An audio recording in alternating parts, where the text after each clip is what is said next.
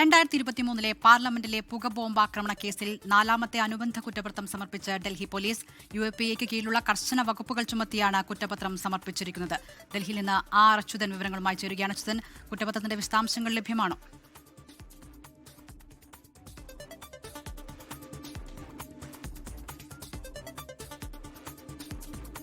2023 parliament പുകബോംബ് ആക്രമണവുമായി ബന്ധപ്പെട്ട് ഇപ്പോൾ Delhi police കോടതിയിൽ നൽകിയിരിക്കുന്നത് കേസിലെ 4ാമത്തെ അനുബന്ധ കുറ്റപത്രമാണ് സമർപ്പിച്ചിരിക്കുന്നത്. ഗുരുതരമായിട്ടുള്ള വകുപ്പുകൾ ചുമത്തിയാണ് പ്രതികൾക്കെതിരെ ഇപ്പോൾ കുറ്റപത്രം നൽകിയിരിക്കുന്നത്. പരിശോധിക്കുമ്പോൾ തീവ്രവാദ പ്രവർത്തനം പ്രതികൾ നടത്തി എന്നൊരു ആരോപണം ഡൽഹി പോലീസ് ഉന്നയിക്കുന്നുണ്ട്. അതിന് പുറമെ തന്നെ തെളിവ് നശിപ്പിക്കൽ, കലാപം സൃഷ്ടിക്കാൻ ശ്രമം തുടങ്ങിയ അതുമായി ബന്ധപ്പെട്ട വകുപ്പുകൾ കൂടി ചുമത്തിയാണ് ഈ കുറ്റപത്രം നൽകിയിരിക്കുന്നത്. ഈ മാസം 29-ന് കേസിൽ കോടതി നടപടികൾ ആരംഭിക്കാനിരിക്കെയാണ്, വിചാരണ നടപടികളടക്കം ആരംഭിക്കാനിരിക്കെയാണ് ഈ 4ാമത്തെ അനുബന്ധ കുറ്റപത്രം നൽകിയത്. 2023 ഡിസംബറിലായിരുന്നു രാജ്യത്തെ തന്നെ ഞെട്ടിച്ച ഈ ഒരു ആക്രമണം ഉണ്ടായത്. പ്രതിഷേധ രൂപം ആയിരുന്നു ഈ പ്രതികൾ പാർലമെന്റിൽ എത്തുകയും തുടർന്ന് ലോക്സഭയിലെ സഭാ നടപടികൾക്ക് ഇടയിൽ ലോക്സഭയിലേക്ക് കടന്നു കയറി ഇത്തരമൊരു പുകബോംബ് ആക്രമണം നടത്തിയത്. രാജ്യത്തെ തൊഴിലില്ലായ്മയിൽ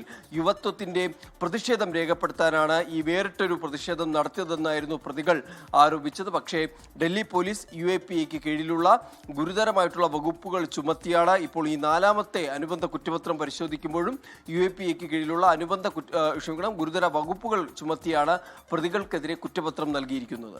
ശരി അച്യുതൻ, 2023 പാർലമെന്റിലെ പുക ബോംബ് ആക്രമണ കേസിലാണ് ഇപ്പോൾ അനുബന്ധ കുറ്റപത്രം 4ാമത്തെ കുറ്റപത്രം സമർപ്പിച്ചിരിക്കുന്നത്.